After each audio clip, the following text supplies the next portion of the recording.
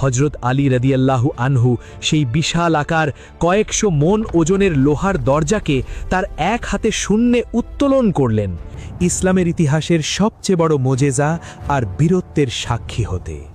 সময়টা হিজরি ৭ম সাল, মদিনা মুনাওয়ারা, যেখানে আমাদের প্রিয় নবী হজরত মুহাম্মদ সাল্লাল্লাহু আলাইহি ওয়াসাল্লাম এবং তার প্রাণপ্রিয় সাহাবীরা বসবাস করতেন। কিন্তু মদিনার এই শান্তিময় পরিবেশ কিছুতেই সহ্য হচ্ছিল না কিছু ষড়যন্ত্রকারীর। মদিনা থেকে বেশ দূরে অবস্থিত এক উর্বর মরুদ্যান, যার নাম ছিল খায়বার। খায়বার কোনো সাধারণ গ্রাম বা শহর ছিল না, এটি ছিল তৎকালীন আরবের ইহুদিদের সবচেয়ে বড়, নিরাপদ এবং সবচেয়ে শক্তিশালী ঘাঁটি। সেখানে ছিল পরপর কয়েকটি বিশাল এবং অভেদ্য দুর্গ বা কেল্লা। কিন্তু তারা সেখানে শান্তিতে বসে থাকেনি। তারা মদিনার মুসলমানদের ধ্বংস করার জন্য আরবের বিভিন্ন গোত্রের সাথে গোপনে ষড়যন্ত্র করতে শুরু করল। তাদের একটাই লক্ষ্য, ইসলামকে পৃথিবীর বুক থেকে চিরতরে মুছে ফেলা। তারা মক্কার কুরাইশদের উস্কে দিচ্ছিল, অন্যান্য গোত্রকে টাকা আর অস্ত্রের লোভ দেখাচ্ছিল। এই ভয়ঙ্কর ষড়যন্ত্রের খবর যখন আমাদের প্রিয় নবী হজরত মুহাম্মদ সাল্লাল্লাহু আলাইহি ওয়াসাল্লামের কাছে পৌঁছল, তিনি বুঝতে পারলেন এই বিষ ফোড়াকে এখনই উপড়ে ফেলতে হবে, নইলে মদিনার নিরীহ মানুষগুলো আর কোনো দিন শান্তিতে ঘুমাতে পারবে না। ইসলাম সবসময় শান্তির কথা বলে, কিন্তু যখন শত্রুরা অস্তিত্ব মুছে ফেলার ষড়যন্ত্র করে, তখন চুপ করে বসে থাকাও বোকামি। নবীজি হজরত মুহাম্মদ সাল্লাল্লাহু আলাইহি ওয়াসাল্লাম কাল ক্ষেপণ করলেন না। মাত্র ১৪০০ সাহাবীর এক ছোট কিন্তু ইমানে টকবক করা এক বাহিনী নিয়ে তিনি খায়বারের দিকে রওনা দিলেন। পরদিন সূর্য ওঠার সাথে সাথে খায়বারের কৃষকরা যখন প্রতিদিনের মতো কোদাল আর ঝুড়ি নিয়ে বাগানে কাজ করতে বের হলো, তখন বাইরের দৃশ্য দেখে তাদের চোখ কপালে উঠে গেল। তারা দেখল তাদের সেই বিশাল দুর্গের ঠিক বাইরেই মুসলিম বাহিনীর সারি সারি তাঁবু, অস্ত্র সজ্জিত মুসলিম মুজাহিদরা একদম প্রস্তুত হয়ে দাঁড়িয়ে আছেন। ভোরের আলোতে সাহাবীদের হাতের তলোয়ারগুলো চকচক করছে। কৃষকরা ভয়ে চিৎকার করতে করতে দুর্গের ভিতর দৌড় দিল। তারা পাগলের মতো চিৎকার করে বলতে লাগল, মুহাম্মদ এসে গেছে, তার বাহিনী এসে গেছে।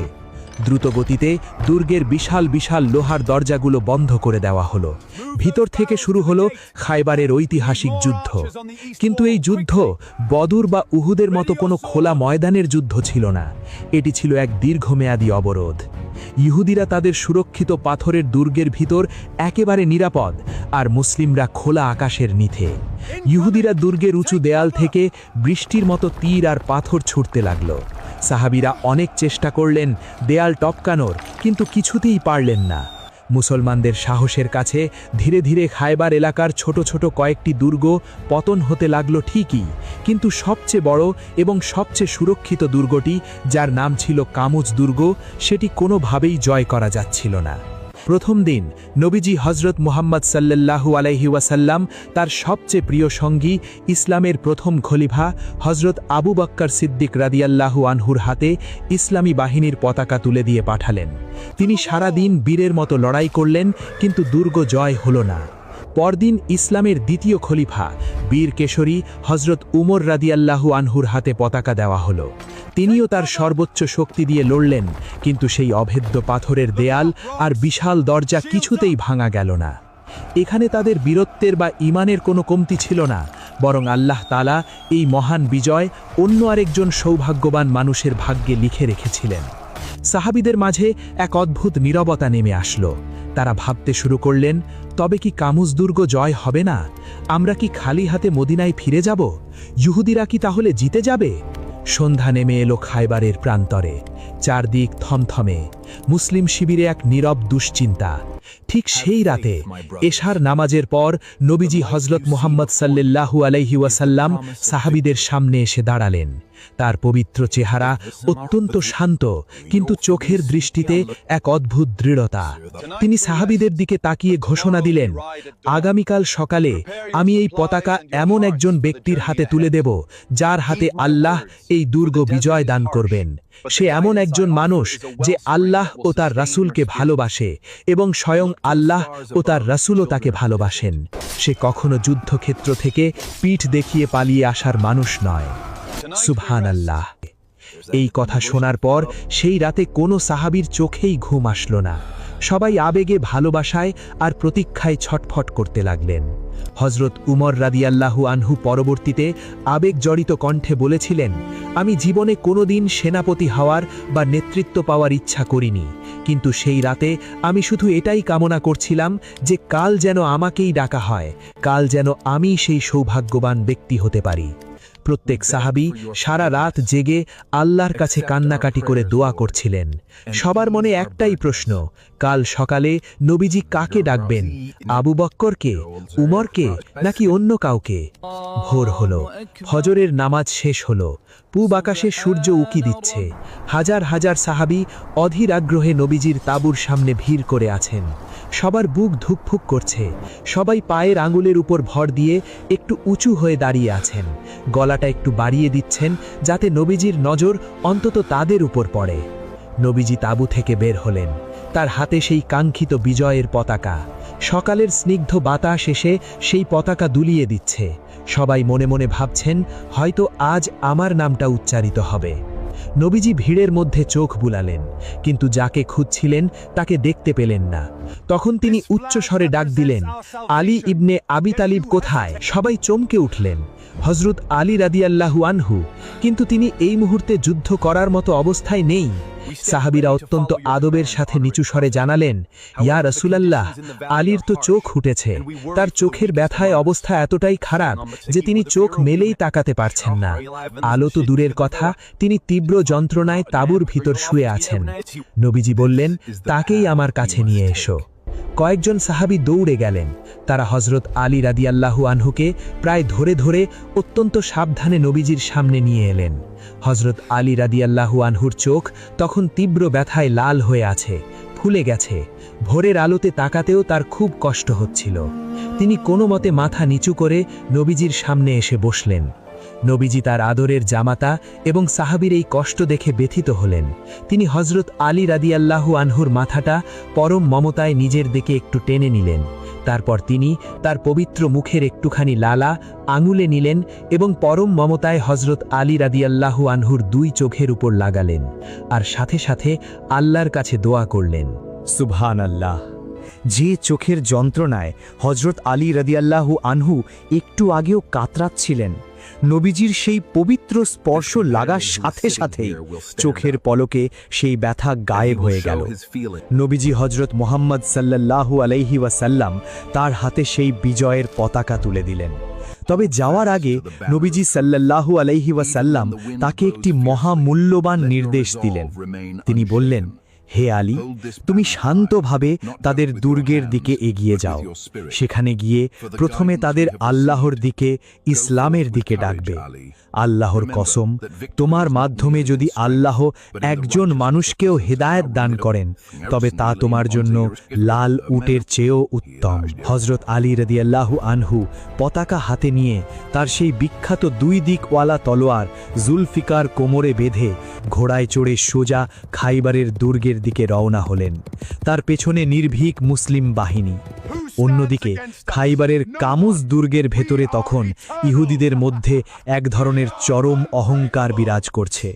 তারা ভাবছে দুনিয়ার কোনো শক্তি এই দুর্গ ভাঙতে পারবে না। হজরত আলী রাদিয়াল্লাহু আনহু দুর্গের একদম কাছে গিয়ে দাঁড়ালেন। তিনি নবীজির নির্দেশ মতো তাদের শান্তির পথে, ইসলামের পথে দাওয়াত দিলেন। কিন্তু ইহুদিরা তা তাচ্ছিল্যের সাথে প্রত্যাখ্যান করল। তারা ভাবল মুসলমানদের আজ চিরতরে শেষ করে দেবে। এই ভেবে তারা দুর্গের বিশাল লোহার দরজা খুলে দিল, আর ভেতর থেকে বেরিয়ে এলো খাইবারের সবচেয়ে ভয়ঙ্কর, সবচেয়ে শক্তিশালী এবং নিষ্ঠুর যোদ্ধা। তার নাম ছিল মারহাব। এই মারহাব কোনো সাধারণ যোদ্ধা ছিল না, সে ছিল বিশাল দেহের অধিকারী এক আস্ত দানব। তার উচ্চতা আর স্বাস্থ্য দেখে সাধারণ মানুষ এমনিতেই ভয়ে পিছিয়ে যেত। তার সারা শরীর দুই স্তরের ভারী লোহার বর্মে ঢাকা, এমনকি তার মাথায় ছিল দুটো লোহার হেলমেট, আর তার ওপর একটা বিশাল পাথর বসানো, যাতে কেউ তার মাথায় তলোয়ারের আঘাত করতে না পারে। সে অহংকার করে বলতো সে একাই হাজারজন সৈন্যের সমান। মারহাব তার বিশাল ঘোড়া ছুটিয়ে ময়দানের মাঝখানে এলো। সে তার ভারী তলোয়ার ঘোরাতে ঘোরাতে অহংকারের সাথে সুর করে কবিতা গাইতে শুরু করল। পুরো খাইবার জানে যে আমি মারহাব। আমি এমন এক বীর যে অস্ত্রে সজ্জিত এবং যুদ্ধে পরীক্ষিত। যখন যুদ্ধের আগুন জ্বলে তখন আমিই সবার আগে থাকি। তার এই ভয়ঙ্কর হুঙ্কার শুনে চারপাশ কেঁপে উঠল। মুসলিম বাহিনীর অনেকেই এই বিশাল দানবকে দেখে কিছুটা চিন্তিত হয়ে পড়লেন। কিন্তু হযরত আলী রাদিয়াল্লাহু আনহুয়ের ডিকশনারিতে ভয় বলে কোনো শব্দ ছিল না। তিনি ঘোড়া থেকে লাফ দিয়ে নিচে নামলেন। তার পরনে কোনো ভারী লোহার বর্ম নেই, কিন্তু তার বুকে আছে আল্লাহর ওপর অগাধ বিশ্বাস আর নবীজির দেওয়া সেই সুসংবাদ।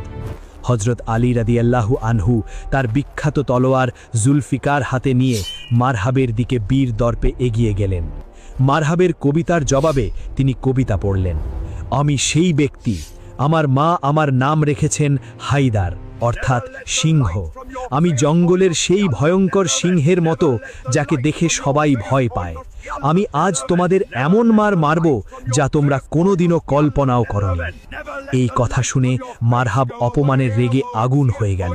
সে তার বিশাল তলোয়ার নিয়ে হযরত আলী রাদিয়াল্লাহু আনহুয়ের ওপর পাগলের মতো ঝাঁপিয়ে পড়ল।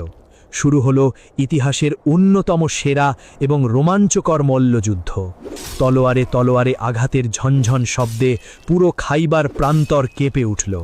মারহাব তার পুরো শারীরিক শক্তি দিয়ে হযরত আলী রাদিয়াল্লাহু আনহুকে আঘাত করার চেষ্টা করছে। সে একের পর এক কোপ মারছে, কিন্তু হযরত আলী রাদিয়াল্লাহু আনহু এতই ক্ষিপ্র আর দ্রুত যে মারহাবের ভারী তলোয়ার কেবল বাতাস কাটছে, তাকে ছুঁতেও পারছে না। যখন তাদের তলোয়ারে তলোয়ারে ধাক্কা লাগছিল তখন ঘর্ষণে আগুনের ফুলকি ছিপারে বেরোচ্ছিল ময়দানে। হঠাৎ মারহাব প্রচণ্ড জোরে তার সমস্ত শক্তি দিয়ে একটি আঘাত করল। ঢালটি ছিটকে অনেক দূরে পড়ে গেল। চারদিক স্তব্ধ, ময়দানে পিনপতন নীরবতা। যুদ্ধের ময়দানে একজন যোদ্ধার হাত থেকে ঢাল পড়ে যাওয়া মানেই নিশ্চিত মৃত্যু। মারহাব এক শয়তানি হাসি হাসল। সে ভাবল, এবার এই খালি হাত আলীকে আমি এক কোপে দুই টুকরো করে ফেলব। কিন্তু সে জানত না হযরত আলী রাদিয়াল্লাহু আনহুয়ের আসল ঢাল কোনো কাঠ বা লোহার ছিল না। তার আসল ঢাল ছিল স্বয়ং আল্লাহ সুবহানাহু ওয়া তাআলার পক্ষ থেকে আসা এক গায়েবী সাহায্য। ঢাল হারিয়ে হযরত আলী রাদিয়াল্লাহু আনহু এক বিন্দুও ভয় পেলেন না। তিনি সোজা দুর্গের সেই বিশাল লোহার দরজার দিকে দৌড় দিলেন। এই দরজা কোনো সাধারণ দরজা ছিল না।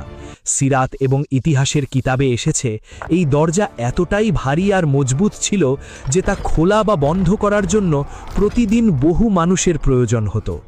হযরত আলী রাদিয়াল্লাহু আনহু সেই দরজার পাল্লার একটি অংশ শক্ত করে ধরলেন।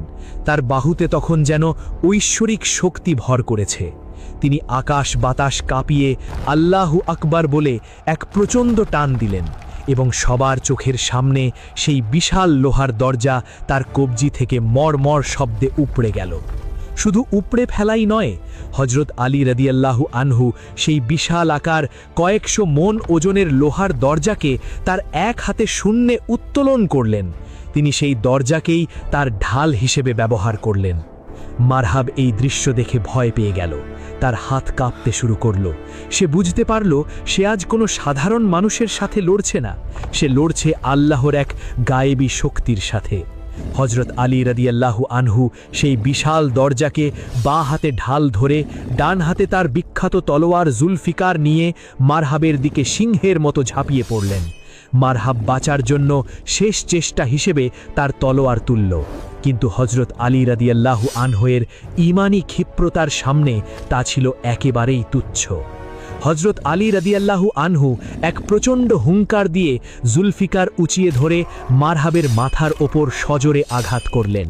খটাস করে এক বিকট শব্দ হলো, আর সেই অহংকারী দানব মারহাব মাটিতে লুটিয়ে পড়ল চিরতরের জন্য।